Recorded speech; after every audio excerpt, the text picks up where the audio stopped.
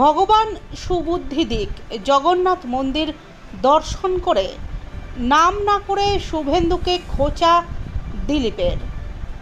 আমি দীঘাতে জগন্নাথ মহাপ্রভুকে দর্শন করতে এসেছি, রাজনীতি করতে আসিনি। ভগবানের সঙ্গে কারোর ঝগড়া নেই। রাজ্য সরকার তথা মুখ্যমন্ত্রী এবং হিডকোর সহ সভাপতি আমাকে আমন্ত্রণ জানিয়েছিলেন। দীঘাতে অক্ষয় তৃতীয়ার দিন জগন্নাথ মহাপ্রভুর মন্দির উদ্বোধন হওয়ার পর তাকে দর্শন করে গেলাম। বুধবার সন্ধ্যায় দীঘার সৈকতে দাঁড়িয়ে এই মন্তব্য করেন বিজেপি নেতা দিলীপ ঘোষ।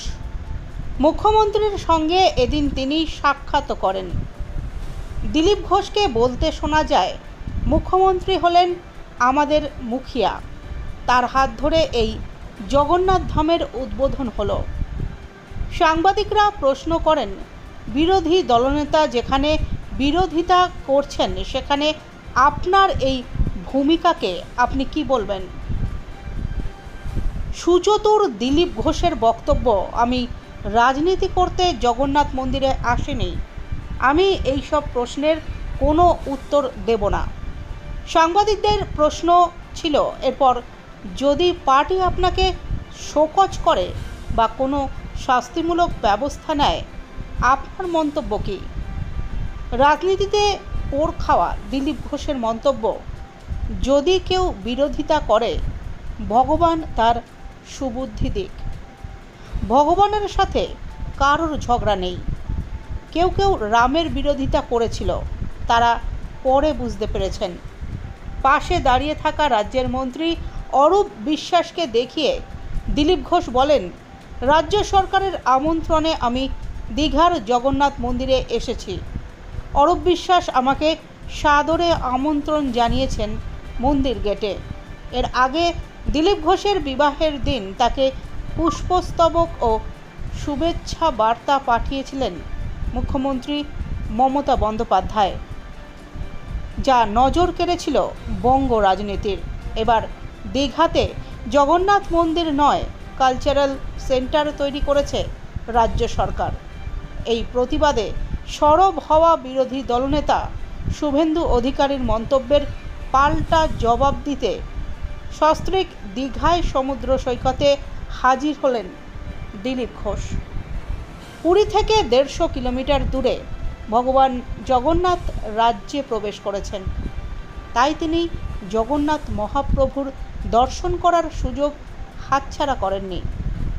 মন্দির উদ্বোধন হওয়ার পর যেমন পর্যটকেরা ভিড় জমিয়েছেন, তেমনি নতুন বিয়ে করা স্ত্রীকে নিয়ে দীঘায় ছুটে এসেছেন দিলীপ ঘোষ।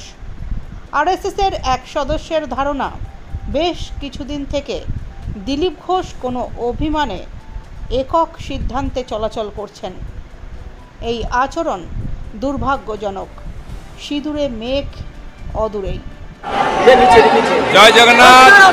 জগন্নাথ স্বামী নয়ন পথগামী ত্রাহি মাম। ভগবান পুরী থেকে 350 কিলোমিটার দূরে এসছেন, বাংলায় ঢুকেছেন। আমরা তাকে স্বাগত করতে, দর্শন করতে এসেছি, সৌভাগ্যের ব্যাপার।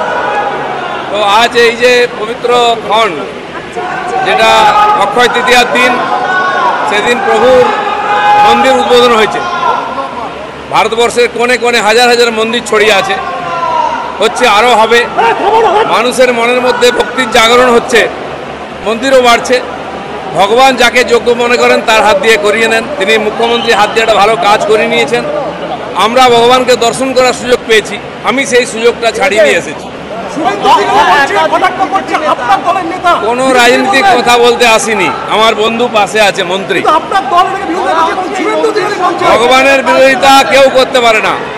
কেউ কেউ রামচন্দ্রের বিরোধিতা করেছিল, যে যার ভক্তি অনুযায়ী করবে। ভগবানের সঙ্গে ঝগড়াও নেই, বিরোধিতাও নেই। সরকারের তরফ থেকে এই অনুষ্ঠান হয়েছে। মাননীয় চিফ সেক্রেটারি এবং হেডকোর ভাইস প্রেসিডেন্ট আমাকে আমন্ত্রণ করেছেন কার্ড দিয়ে। সরকারের প্রতিনিধি হিসেবে অরূপদা আছে, সে আমাকে স্বাগত করেছে। আমার পুরনো বন্ধু, বাইরে করে নেবো তার সঙ্গে। মুখ্যমন্ত্রী কিছুক্ষণ আগে ফের ফিরে এসছো, দেখা করবেন মুখ্যমন্ত্রীর সঙ্গে?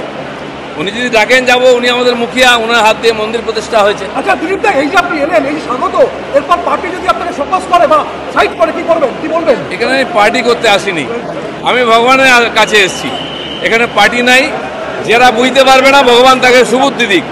দিলীপ দা, হিন্দু মুসলিম নিয়ে যা চলছে, এই মন্দির কি বিশেষ বার্তা?